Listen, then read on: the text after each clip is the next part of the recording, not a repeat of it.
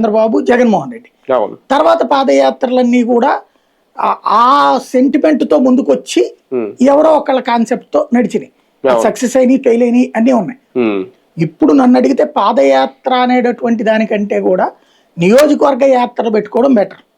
నియోజకవర్గంలో సెటిల్ అవ్వడం, ఒక రోజు ఉన్న సమస్యలన్నీ మాట్లాడటం, అక్కడ ఉన్న వాళ్ళందరితో ఇంటరాక్ట్ కావడం, ఆ తర్వాత నెక్స్ట్ నియోజకవర్గానికి వెళ్ళిపోవడం. కానీ అప్పటికి ఇప్పటికి డిఫరెన్స్ చూస్తే సార్, అంటే 2019 ముందు ఆయన చేసిన దానికి ఇప్పటికి ఎక్కువ సొంత పార్టీలోనే సమస్యలు పెరిగిపోయినాయి. అరెస్టుల రూపంలో కానివ్వండి, లేదంటే వేధింపులు కానివ్వండి, ప్రతీకారాలు కానివ్వండి.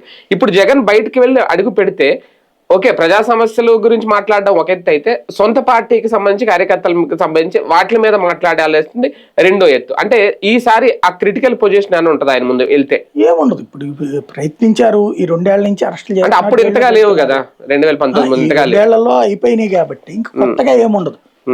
ఇప్పుడు వీళ్ళ వలన ఈ అరెస్ట్లు అయ్యి జైలుకి వెళ్ళిన వాళ్ళు ఇంకా మరింత బలంగా జగన్ తో పాటు నడవడానికి బిగిన్ అవుతారు.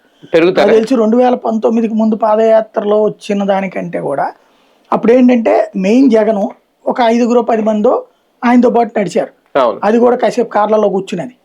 ఇప్పుడు చాలా స్ట్రాంగ్ గా నడిచే వాళ్ళ సంఖ్య పెరగచ్చు జగన్ తో పాటు. ఎందుకంటే కసిగా ఉన్నారు చాలా మంది. వైఎస్ఆర్ కాంగ్రెస్ పార్టీ కార్యకర్తల్లో, నాయకుల్లో విపరీతమైన కసిని తెచ్చిపెట్టింది మాత్రం ప్రభుత్వం.